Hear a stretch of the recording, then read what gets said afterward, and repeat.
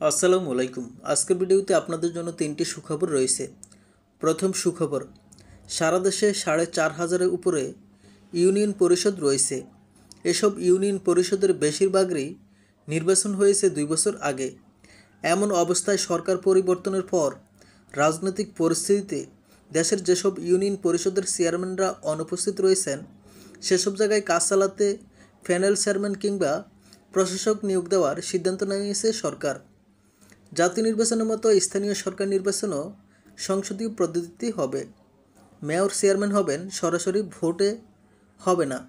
মেম্বারদের ভোটে ইউনিয়ন পরিষদের চেয়ারম্যান নির্বাচিত হবেন।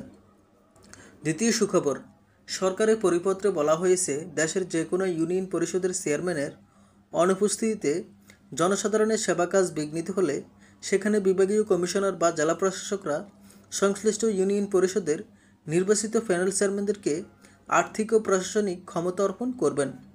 আর প্যানেল চেয়ারম্যানরাও অনুপস্থিত থাকলে সেখানে উপজেলা নির্বাহী কর্মকর্তা অথবা সহকারী কমিশনারকে এসব ক্ষমতা অর্পণ করবেন।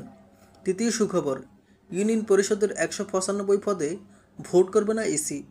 কোটা সংস্কারের দাবিতে বৈষম্য বিরোধী ছাত্র আন্দোলনের মধ্যে গত মাসের ২৭শে জুলাই জেলা পরিষদের ২৩টি পদে, পৌরসভার ৫টি ও ইউনিয়ন পরিষদের ১৯৫ পদে উপনির্বাচনের কথা ছিল, কিন্তু শিক্ষার্থীদের ডাকা আন্দোলনের কারণে অস্থিতিশীল পরিস্থিতিতে গত ২৪শে জুলাই ওইসব নির্বাচন স্থগিত করে নির্বাচন কমিশন।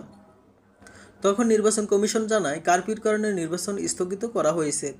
পরবর্তী নির্দেশনা না দেওয়া পর্যন্ত ভোট স্থগিত রাখার কথা বলা হয়।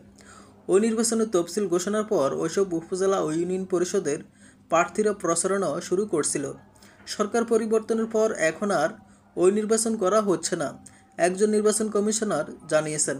আর নির্বাচন কমিশনের অতিরিক্ত সচিব বলেছেন, বিভিন্ন সময় স্থানীয় সরকার মন্ত্রণালয় বললেই নির্বাচন কমিশন ভোট আয়োজন করে।